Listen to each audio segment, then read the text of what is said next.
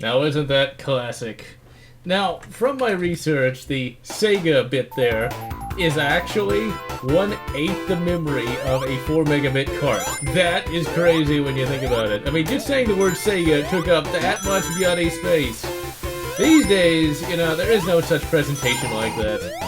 And really, back in the day, having, you know, the Sega actually be spoken, that blew people's minds. And, you know, it's amazing how much we take for granted these days. But here we are with Sonic the Hedgehog. This is one of my favorite retro games all around. It didn't initially start that way. It wasn't until very late that I actually really came to enjoy Sonic the Hedgehog and the rest of the Sonic series. Because for the longest time, I was a Super Nintendo man, and still am. It's just I recognize the greatness of the Sega Genesis. Because I grew up with the Super Nintendo. That's all I had for quite a long time, along with the PC. And to me, at the very least... Oh yeah, here's a part that I really want to talk about, because if you've never played a Sonic game before, or no, better yet, if you've never played this game before, or if you played this game a little bit and know nothing about it, you'll have no idea what this next segment means. Okay, this looks like an acid trip, right? It's like, this doesn't make any sense. It's just like, where the hell am I? How did I get here? The game certainly doesn't explain to you. Now, maybe it explains in the instruction manual. I do not know, because my copy of Sonic did not come with an instruction manual. But, yeah, you would have no clue what's going on here. You have no clue what any of this is. This particular acid trip is how you actually progress in the story, so to speak. Essentially, you have to get a Chaos Emerald. Yeah, because Chaos Emeralds were in Sonic 1. Not that you would know that. When I first started playing Sonic, you know, back in 08, I had no idea what this was. Sometimes I'd trigger it, sometimes I wouldn't, and then this would happen. I would hit the goal, and I'd be teleported out there. It was like, what the hell was that? You just supposed to get rings? No, there was another area we were supposed to go to, where we would have to break open a wall and get the Chaos Emerald. Now, it doesn't really affect gameplay, per se, if you collect the Chaos Emerald, but it does affect the ending. Since we didn't get that Chaos Emerald, we're going to automatically get the bad ending. And the bad ending, spoiler alert, is where you got Eggman, and he's laughing at you because he has the rest of the Chaos Emeralds and he wins. You wouldn't know that, though, because the game never says anything. There's no intro cutscene, it's just, you know, Sonic, da da da da da. Yeah, there you go. You got that, and then you got, you know, Green Hill Area 1. Let's call it Green Field Area. You got that, you know, and that's it. You would have no clue. But moving on from the rather obtuse story, well, I was a big, and still am, a big Super Nintendo fan. I definitely see just how good the Sega Genesis was, and as I learned more about it, now I've known about all this stuff for a long time now, but as I learned more about the Sega Genesis here, it really is amazing just how competitive it really was with the Super Nintendo, and this is a bit dated, but apparently the Irate Gamer was wrong. Not that, you know, it's funny, people did watch the Irate Gamer back in the day. I did. You know, because back in the day, back when he was still popular, I mean, you didn't really have as many choices as you have today. Hell, I wasn't even making videos back then. So, like, you had the Irate Gamer, and apparently, and the thing is, I don't know why people complain about getting bad information in videos. You can look it up on Wikipedia just as good as the next person. Although, Wikipedia information, sadly, is not what you would call that accurate. Oh, I always love getting the speed boots, just because it does make the soundtrack go that much faster. I thought it was really cool. It's a very nice little auditory thing. And that, of course, will happen in the other Sonic games. My thing about Sonic is each Sonic game is just that much better. I don't know if I like Sonic 3 as much as I do Sonic 2, though. I do recognize that Sonic 3 is technically superior to Sonic 2. It's just, Sonic 2 feels a little tighter. This game also feels a little tighter than Sonic 3. It seemed like, to me, Sonic 3, they were trying to pull out all the stops to try to make the most technically superior Sonic game they possibly could on the Genesis. But, and I'll talk about that more in the actual Sonic 3 review, but it just doesn't feel quite as good. This one just feels very, very solid in terms of what they wanted to do. But the Sega Genesis, unlike what the Irate Gamer would say, was actually created to compete with the regular Nintendo, the NES. And as far as I know, and I could be wrong about this date, the Sega Genesis came out in 1988. That's actually a year before I was even born.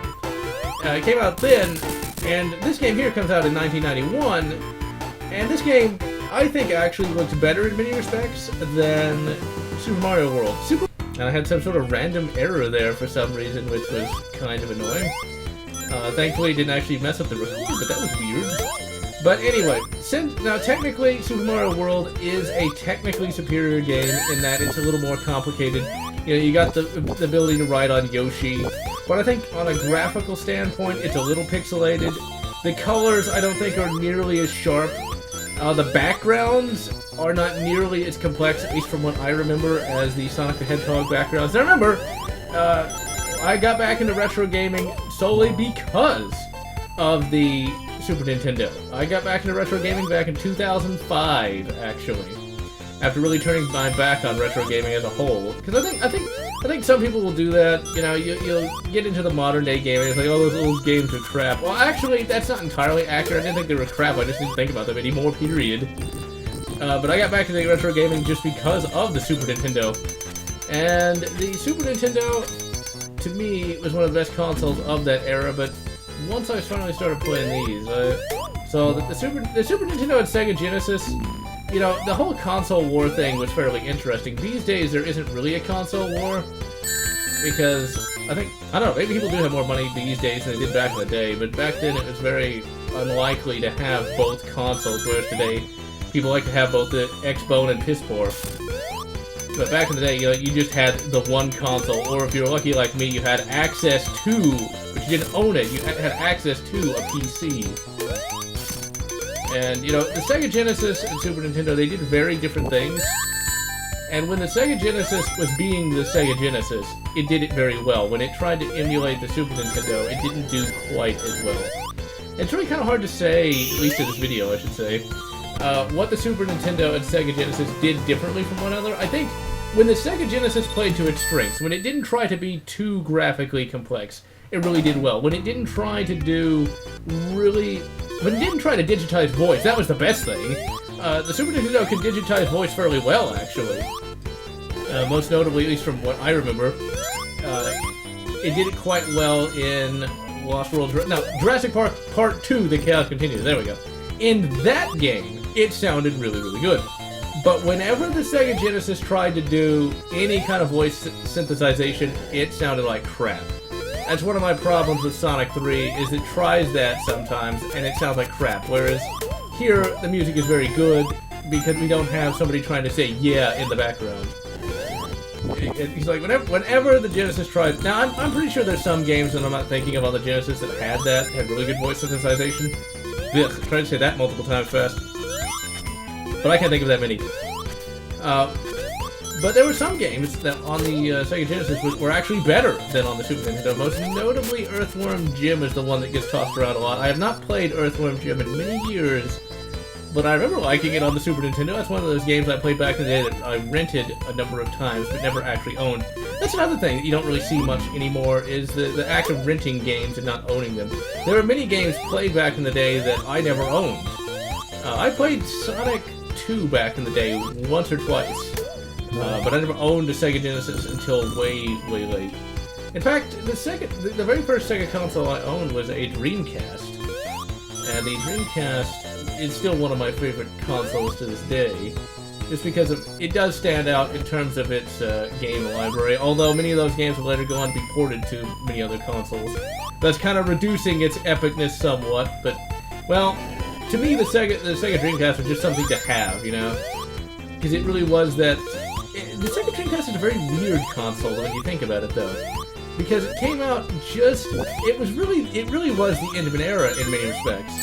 You know, that was the last you'd really hear of the, you know, Nintendo and Sega rivalry. Although really, the GameCube and the Dreamcast never really went head to head. Really, the Dreamcast was killed not by Nintendo but by the PS2. But I think that really ushered in the fact that the console market was nothing like it was going to, nothing like it had been. You know, because at that time you had the PlayStation in the ascendancy, you had the N64 being kind of okay, and it was really Sega's last gasp at trying to be a console developer, and sadly it failed.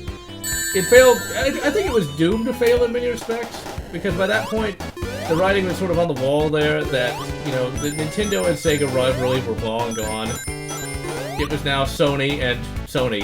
Sony and Sony. That's it. That's all you're going to see anymore is Sony and Sony. And then, like, I think in the 6th generation of consoles, you had the Xbox, and now it's weird, you know, because there really is no console war because the consoles are so much alike. Hey, that's bullshit. It shouldn't really hit me from there. All the consoles are pretty much the same. I think the Xbone is actually slightly less powerful than the PS4. I'm not entirely sure on that, though. But ultimately, the old console rivalries are long dead.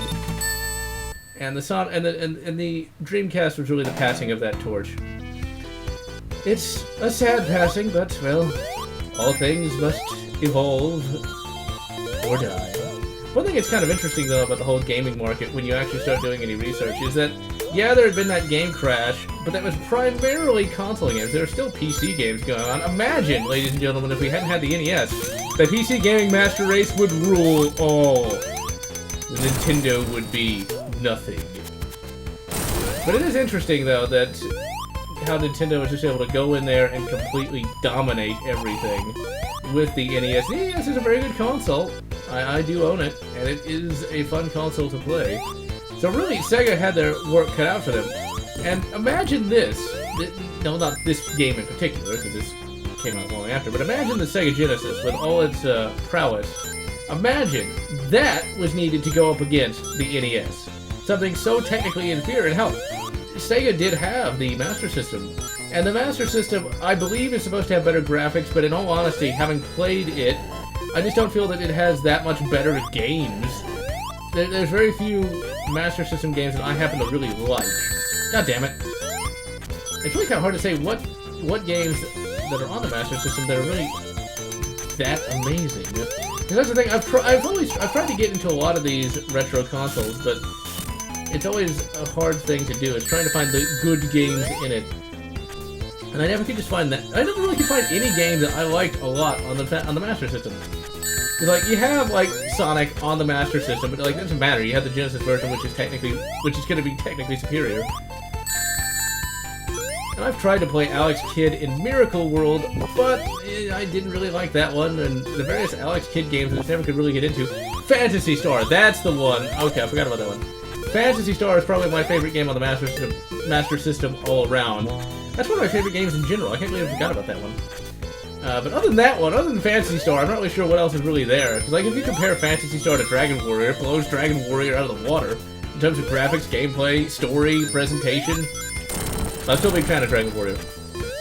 But it's really funny, though, that there still is a lot of fanboyism when it comes to the Super Nintendo. And I'm a big Nintendo fan. I have more Nintendo consoles than I do Sega consoles. For Sega consoles, I got a grand total of... Well, it's close. Grand total of 2. The Genesis and the Dreamcast. But when it comes to Nintendo consoles, well, let's see. I've got the Super Nintendo, I've got the regular Nintendo, I've got the N64, I've got the GameCube, I've got the Game Boy Color specifically. I don't have the original Game Boy regular. I don't know whatever happened to mine. It's yet another one of those consoles that disappeared. I know I owned one at one time, and I don't remember it, but I do have a Tetris card, which would have been the packing game for it. I have no idea what happened to it. Not a clue at all. But I did have an original one, but I owned a Game Boy Pocket and a Game Boy Color. I traded the Game Boy Pocket once I got a Game Boy Color for games. I'm not really sure what game I traded it for, to be perfectly honest. Those trades are such a rip. I really should have kept that, but well, I'm a kid and I needed money, so... Well, I was a kid. I'm still... You know what? I'm still a kid at heart because I can enjoy Sonic. Although I will admit one thing is pretty funny. I didn't finish all my Nintendo consoles, and I have a Game Boy Micro. I owned a Game Boy Advance SP, the original one with the front lid, and then finally a Nintendo DS. I don't know if I said Game Boy Micro, but if I didn't, Game Boy Micro. Oh, grab that ring! Oh, this is gonna be shit. Gotta be patient. There we go. But yes, Game Boy Micro, all that. I own so many Nintendo consoles. I need to get more Sega consoles. I always wanted a Game Boy... not a Game... Yeah, Game Boy Nomad. Wow. Oh, God, no! Oh, you gotta be fucking kidding me. Goddamn... Wow, brilliant. Okay, here we go. Let's get back on the road to success. Or not. Poor Sonic. He keeps getting fucking spikes shoved up. Oh, come on! And falling into lava. You know, his attitude is so badass, he could literally survive taking a dunk in the lava. But let's see, where was I? Yes, all those, the Sega Nomad. There we go, not the Game Boy Nomad. Oh God, don't. Okay. Patience. Oh, come on, drop down. Drop down. Okay. This is where it gets real. The shit is real now. I can't take a single hit, otherwise I die. And I'm not saving. Ooh. There we go. Okay. Always wanted a Sega Nomad. I just think they're cool. I just like the idea of a whole Sega Genesis crammed into one console. Or, yeah, one whole Sega Genesis crammed into one whole handheld unit. Yeah, a whole Sega Genesis crammed into one console. Well, that's the only problem with trying to pay attention to this bloody game here. The boss fights for this game would have been, back in the day, pretty amazing, but once again, Super Mario World did things similar to this. I do think the animations for this game are a little better than Super Mario World in some respects, but ultimately, this game still would have blown minds regardless if you had played Super Mario World back in the day. And I think Super Mario World came out in North America at least the same year this game was released. If I remember the dates right, this game came out, I think, like a month or so before Super Mario World. Super Mario World, if I'm not mistaken, was released in 1990 in Japan, so it already would have been out. So it would technically predate this particular game. Alright, so we're doing pretty good. We haven't lost a single life. Ah, Spring Yard Zone. I like Marble Hill Zone. Or is this Marble Zone? Marble Hill Zone? You think I'd be able to remember something I just played, but I guess not. Now, this, of course, does not have the Casino Zone. That is the second one. But that's one thing that you often will see as well, is that some people will complain about Some people will complain, there we go, about the music in the Sega Genesis games. The Sega Genesis has absolutely amazing music. I don't know where people get that. I think that might come from people having only heard the mono mixes for some of these games, because the Sega Genesis Model 2, I think, is probably the one that sold the most.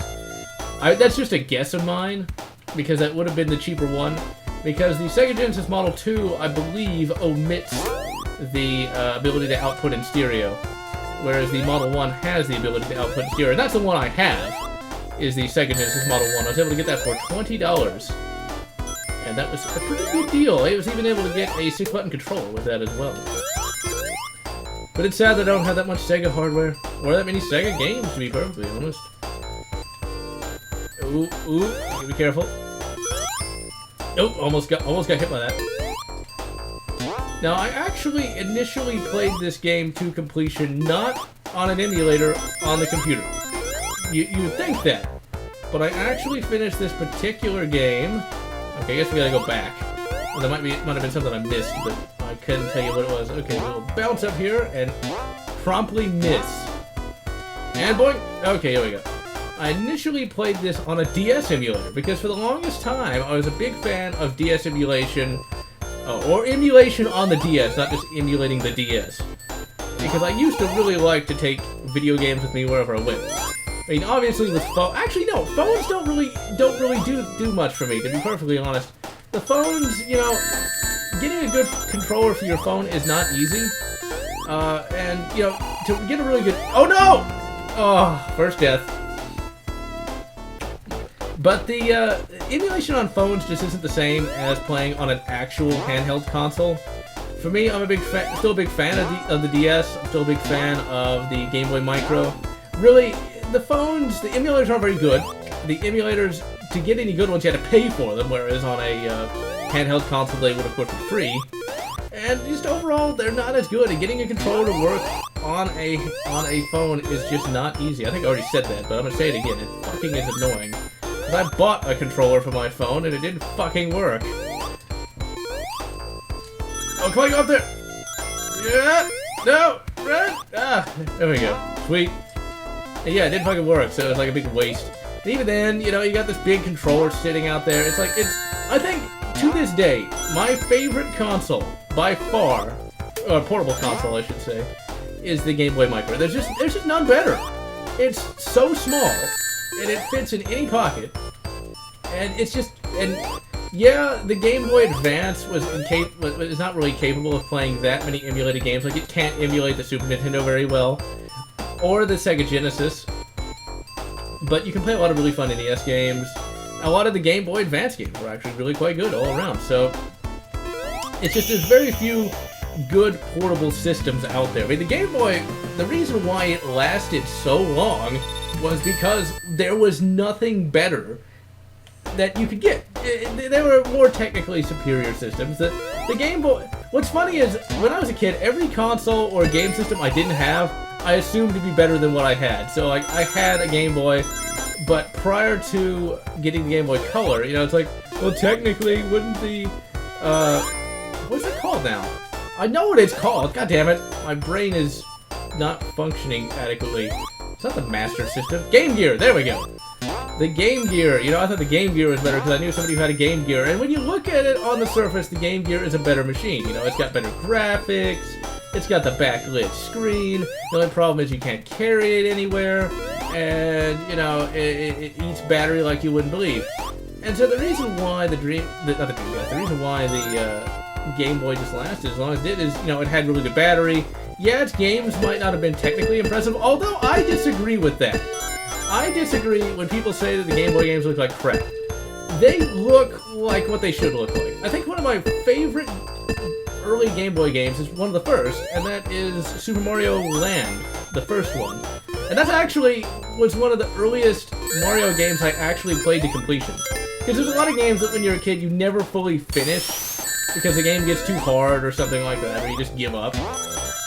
And ultimately, I did finish that one. I used a shitload of save states. And I don't feel bad about saying that, because, you know, either A, do you want me to finish the game, or B, do you want me to not? Oh, come on, jump up there! There we go. I don't know how you spell what, but I think it probably starts with, like, an O. I'm just gonna assume it does. Alright, but let's see where we go. But yeah, Super Mario Land is a very good game.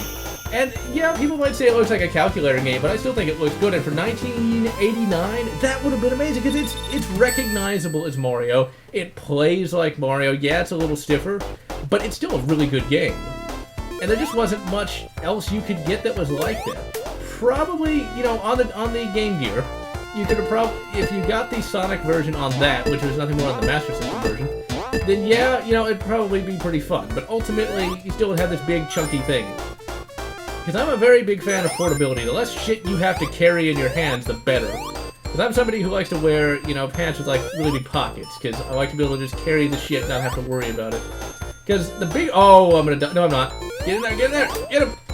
Because the more shit you have to carry, the easier it is you're gonna lose it. The Game Boy is a lot less difficult to lose than a Game Gear. Because if you put that Game Gear down, you might forget it, someone might steal it. Whereas a Game Boy, you can actually fit that in a pocket.